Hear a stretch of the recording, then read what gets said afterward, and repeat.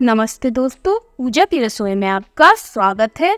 गणेश चतुर्थी आने वाली है तो मैं लेकर आई हूँ गणेश जी की बहुत ही पसंदीदा प्रसाद मोदक की रेसिपी, जिसे हम बनाएंगे चावल के आटे से। तो चलिए शुरू करते हैं मोदक की रेसिपी बनाना। रेसिपी बनाने से पहले अगर आपने हमारे चैनल को सब्सक्राइब नहीं किया है तो प्लीज़ हमारे चैनल को सब्सक्राइब कर लीजिए।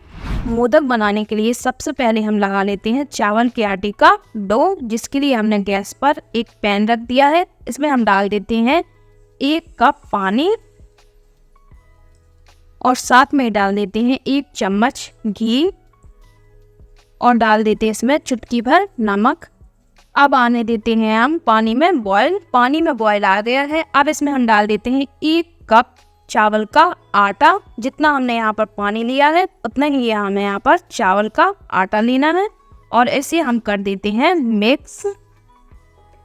प्रकार से इसे अच्छे से हमें मिक्स कर लेना है इस प्रकार से, और इसे ढककर हम 5 से 7 मिनट के लिए रख देते हैं। तब तक हम बना लेते हैं मोदक के लिए स्टफिंग बनाने के लिए गैस पर कढ़ाई रख दी है। अब इसमें हम डाल देते हैं, मैंने यहाँ पर 1 कच्चे नारियल को इस प्रकार से कद्दूकस कर लिया है। इसमें हम डाल देते हैं और गैस को कर लेते हैं हम मीडियम, और साथ में डाल देते हैं आधे कप गुड़। आप गुड़ की जगह यहाँ पर शक्कर का यूज भी कर सकती हैं, लेकिन ये महाराष्ट्र की सबसे फेमस डिश है और इसमें गुड़ का ही यूज करते हैं। अब हम इन दोनों को अच्छे से मिक्स कर देते हैं और गुड़ को मेल्ट होने देते हैं। वैसे तो मोदक काफ़ी तरह के बनते हैं, लेकिन ये महाराष्ट्र की सबसे फेमस मोदक की रेसिपी है। गुड़ हमारा अच्छे से मेल्ट हो गया है। इसे हमें बहुत ज़्यादा नहीं पकाना है, थोड़ा सा और पकाना है इसे। अब इसमें हम डाल देते हैं थोड़ा सा इलायची पाउडर और इसको हम मिक्स कर देते हैं इस प्रकार से। इसको हमें बहुत ज़्यादा नहीं पकाना है, बस इसे मिक्स करना है और गैस को कर देते हैं हम अब ऑफ। और हमारी स्टफिंग बनकर तैयार हो गई है। अब हम देख लेते हैं अपने डो को। हमारे 5 से 7 मिनट हो गए हैं। इस डो को हम डाल देते हैं इस प्लेट में इस प्रकार से। डो हमारा हल्का ठंडा हो गया है। अब हम चावल के आटे को अच्छे से हाथों से गूंद लेते हैं। अगर आपको आटा थोड़ा सा ड्राई लग रहा हो तो आप इसमें नॉर्मल वाटर डालकर इसे बिल्कुल परफेक्ट गूंद लें। तो डो हमारा तैयार है। अब इसमें हम डाल देते हैं 1 चम्मच घी, जिससे हमारा आटा और स्मूथ हो जाए, और इस प्रकार से इसे मिक्स कर देते हैं। तो डो हमारा तैयार हो गया है इस प्रकार से।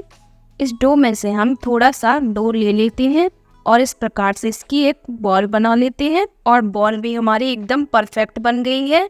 और डो को हम इस प्रकार से चपटा कर लेते हैं। आप देख सकते हैं बिल्कुल भी किनारों से ये फट नहीं रहा है। इसका मतलब हमारा आटा एकदम परफेक्ट है। अब इस डो को हम इसी में रख देते हैं और बना लेते हैं मोदक। मैं आपको मोल्ड से भी मोदक बनाना बताऊंगी और बिना मोल्ड के भी मोदक बनाना बताऊंगी। मैंने यहाँ पर मोदक का मोल्ड ले लिया है। अब इसमें हम लगा देते हैं थोड़ा सा घी लगाकर हम इसे ग्रीस कर लेते हैं।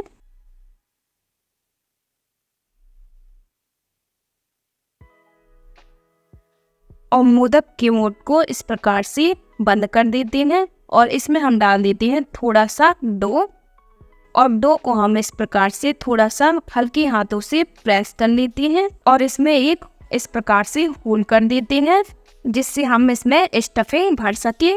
और अब इसमें हम डाल देते हैं थोड़ी सी स्टफिंग।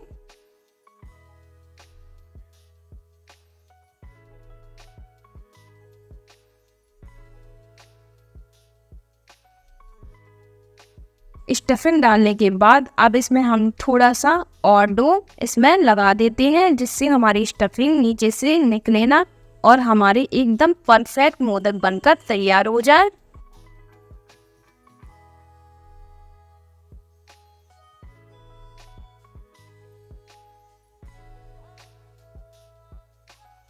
डो लगाने के बाद अब इसे हम खोल लेते हैं। आप देख सकते हैं हमारा एकदम परफेक्ट मोदक बनकर तैयार हो गया है। अब इसे हम रख देते हैं एक प्लेट में।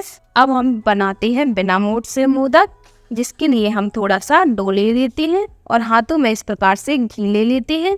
अब इस प्रकार से हम इसे गोल गोल घुमाकर एक बॉल बना लेते हैं और इस प्रकार से इसे चपटा कर देते हैं।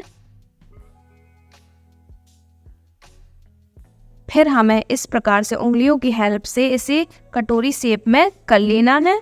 आप देख सकते हैं।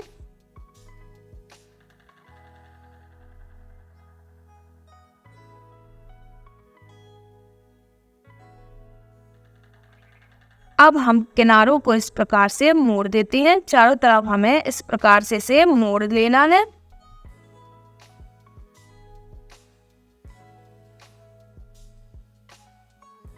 इसके बाद इसमें हम भर देते हैं स्टफिंग। इसमें हम थोड़ी ज़्यादा सी स्टफिंग भर सकते हैं।